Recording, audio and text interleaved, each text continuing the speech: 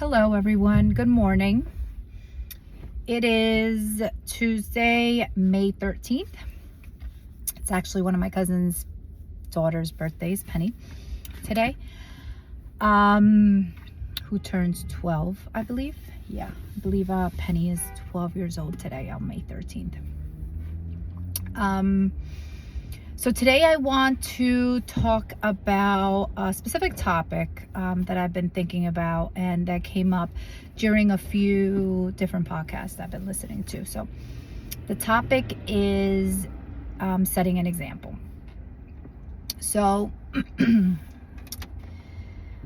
I've always tried to set a great example for my kids. And I know people always say, or in these podcasts, in these conversations, it's always discussed how we can preach, we can tell our kids, do this, do that, wake up, do your homework, be a good person, do the right thing, be polite, be kind, be respectful, all these teachings that we try to teach our children. But the example that we set is what really impacts how they are.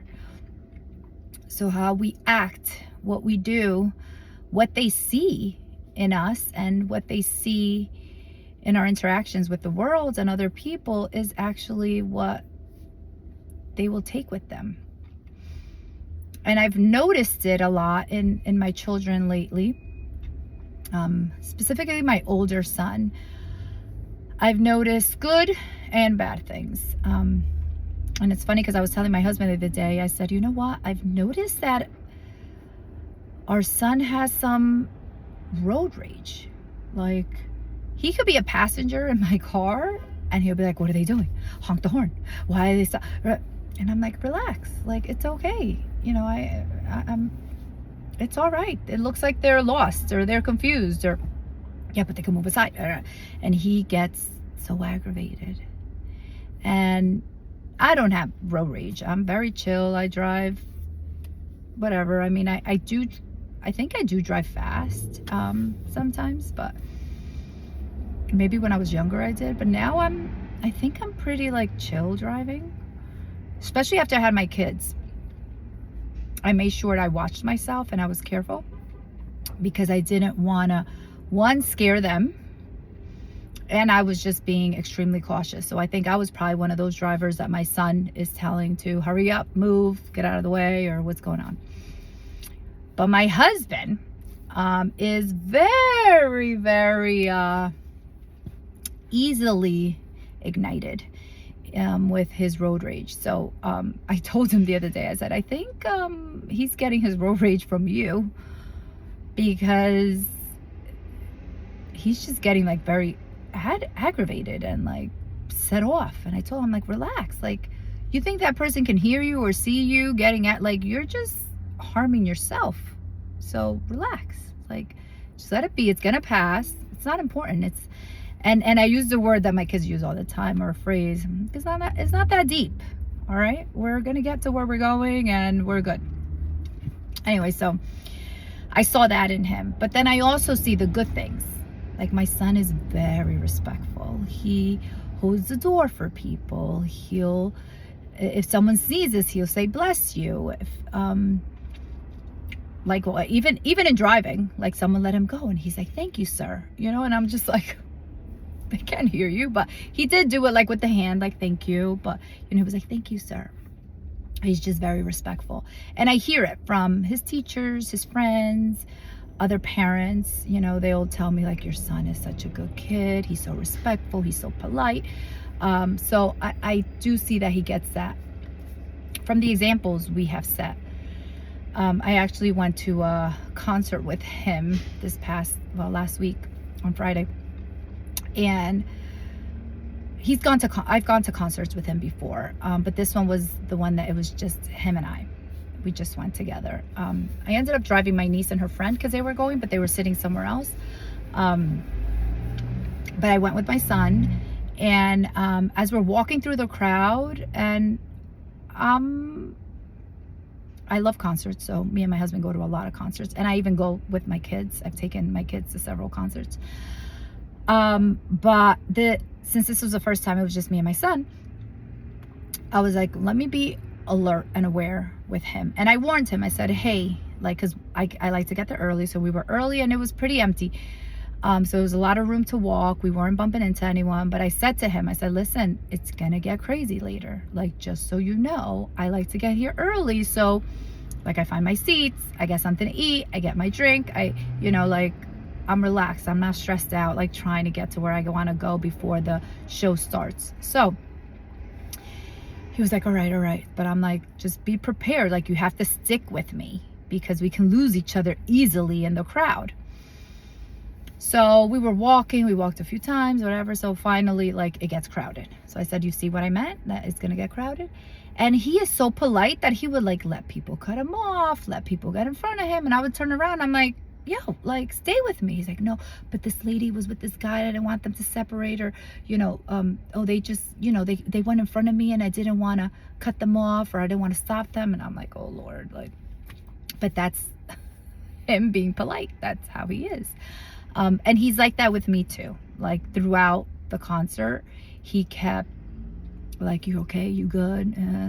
And we had such an amazing time at the concert. But one thing also that I learned from him at this concert, which I'm like, you know what?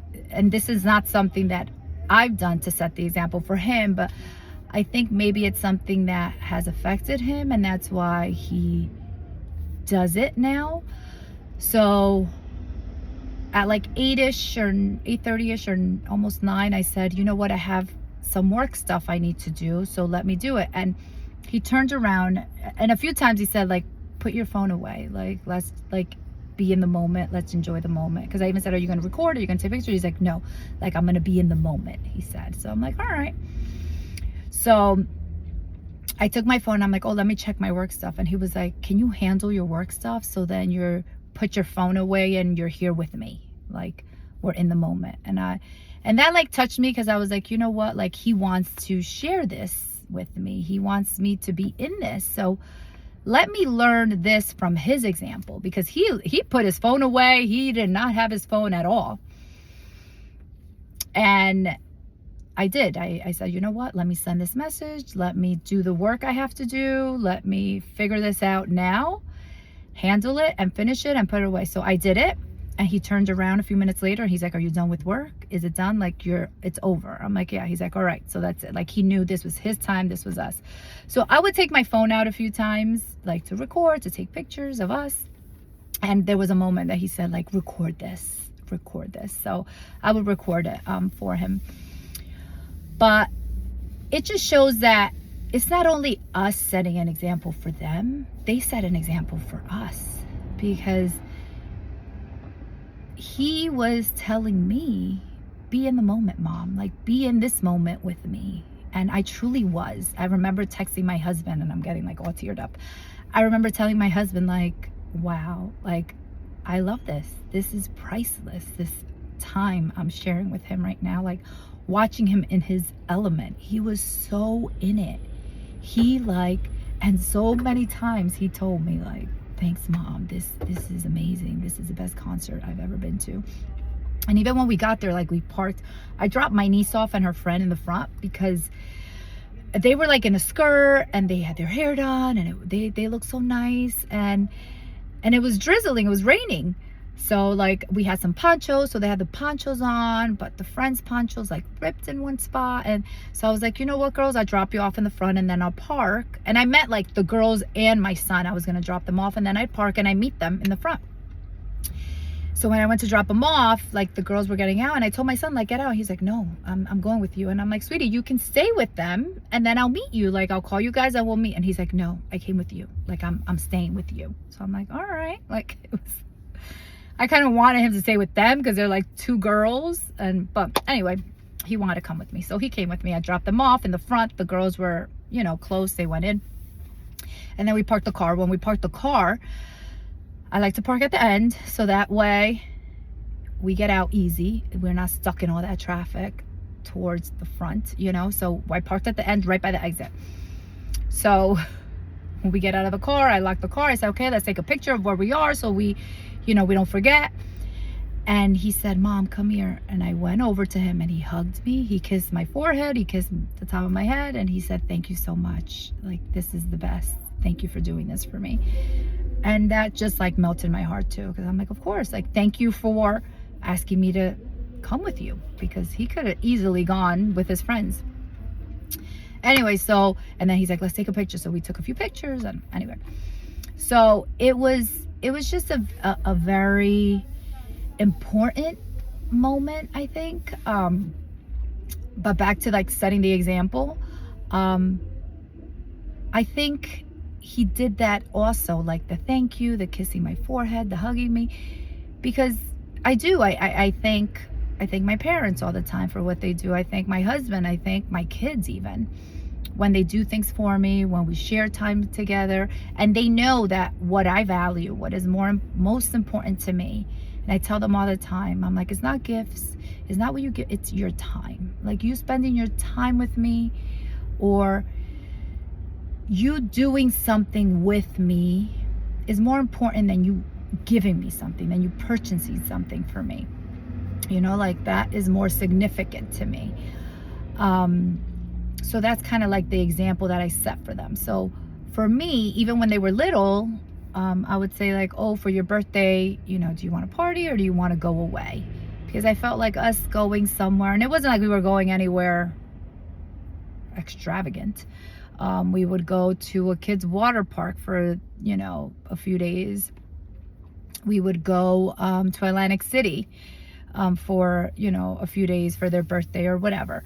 But just spending that time with them was important and significant for me. So that's just for me. I mean, some people like gifts. Some people, I know one of my daughters, she likes to get gifts. Like, her thing is all about, what am I getting? What gifts did I get? Where's my party? So everyone is different. But they do grab something from what they watch you do. For example, I like I said, I like to spend time with people. I like to talk to people. I like, if someone needs me for some advice or some guidance, to be there for them. And I see that in my middle daughter. She is very loving, caring, like nurturing. She wants to help people. So much so that she has started a binder. Like, she had like a little therapy binder, and I was like, what is this? And she's like, oh, I meet with my friends, and, you know, we have a therapy session. And I'm like, a therapy session? Like, what are you talking about? And she's like, yeah, you know, this specific friend is going through something right now, and, you know, she needs to talk. So we just sit down and we talk about it, and I write some notes. I'm like, oh, I said, that's very nice of you. Like, I really like that. That's very mature of you. And this was when I think she was like in 5th or 6th grade. Now she's in 7th grade. I think it was 5th. It started at 5th and like continued through 6th. And she still does it, because I still see her having these sessions with her friends, which is, it's very sweet, very nice. And I thought to myself, like, wow, she is learning from my experience, because I do that. I'll meet with a friend. I'll be like, I'm going for a walk with so-and-so to have a chat or discuss something they're going through, or my tribe, we're getting together to talk about certain things each of us is going through. So setting these examples, sometimes we don't think our kids see it, but they do.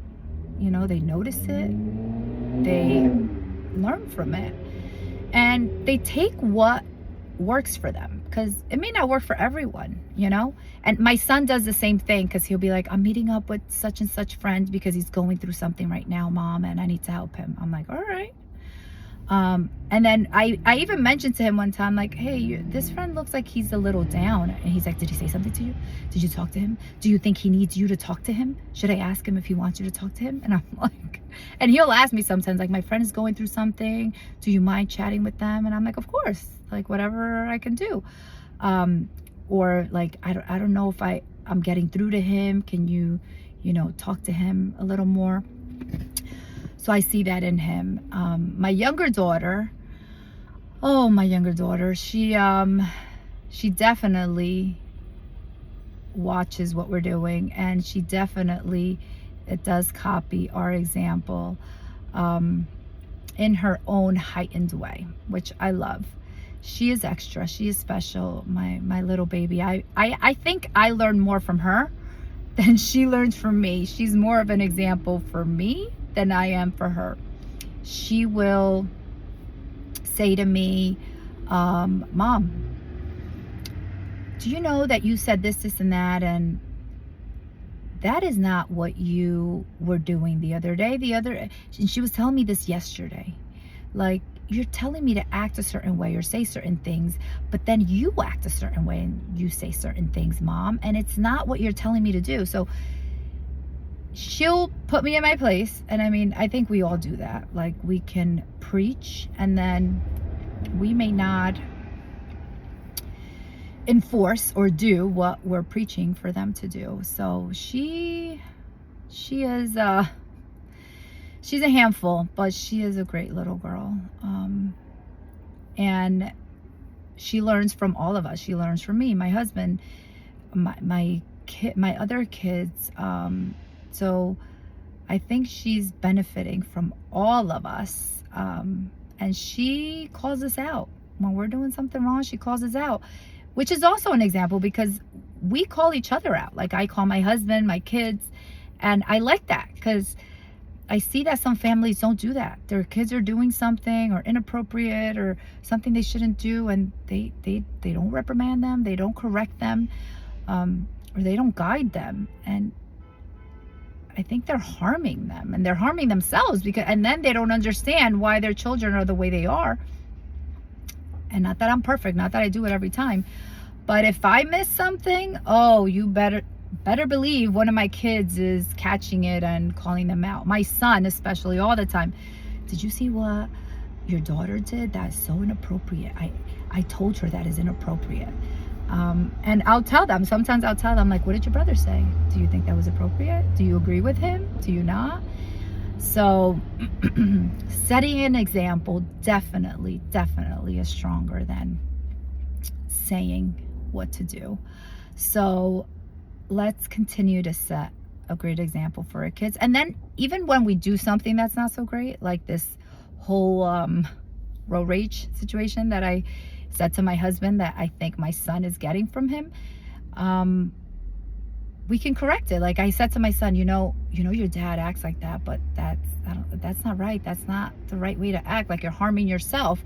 And even my husband had a conversation with him about it too. Like, hey, I know I get angry easily, but I'm working on it, and he sees it. My husband his anger issues have gone down significantly, but let's continue to set this good example. And when we do something incorrectly, another example is talking about it and admitting it. Like, it's hard to say, hey, I messed up, this was not right, but when you do it, your kids then learn, and it becomes a habit for them too, that then they're gonna do it moving forward. My son, the other day, we had a little situation where he acted inappropriately, and then he came back and he went and he apologized to his dad, and he went and he apologized to me. So that's another example that we set and he learned from. So let's keep setting the right examples. And when we do something wrong, because we're human, we all can make a mistake, let's address that too. I know it's hard, and I didn't grow up with my parents addressing when they did something wrong and admitting it. But let's change that. Let's show our kids that it's okay to make a mistake. We're human, and we learn from it and keep it moving. Okay? So let's make it a productive day. This did go over the 15 minutes. I think I'm going to try to stay under 20 minutes from now on. So I am under 20 minutes right now. So have a great day. Till next time, and let's make it a productive one. Okay? Take care. Bye.